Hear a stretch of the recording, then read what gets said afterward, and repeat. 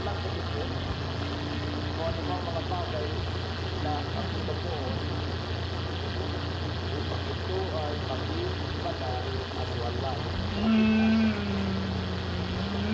Ganito ay makikita po natin ang mag-asawa po sa karanasan ko ang unang 5 taon ay nagpintasan. At pagkapasok pa ikalawang 5 taon, nababawasan na yung pintasan. At sa ika-10 taon, hanggang sa ang isang listo. So, kukuha niyo po, sa akin sinampung po kayo. Dahil kami ay nag-iigilan na nagdalis. Napakadali na po sa pera. Tingnan mo ang iyong pagdating. Madali na pagkakalaki kapag nag-iigilan ka ng mag-asawa. Okay lang kung may nagsusungkatan pa kayo, pero kailangan mas ganyan. Verse 23.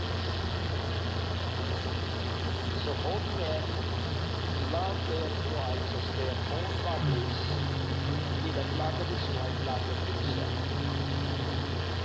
So dapat na ang lahat ng lalaking asawa ay ibigin ang kanilang asawang babae na katulad ng pag-ibig sa sarili nilang kapatid. Siya ang umiibig sa kanyang asawang babae, ibig niya ang kanyang sarili. O Diyos, ang pinapalak ulat natin ang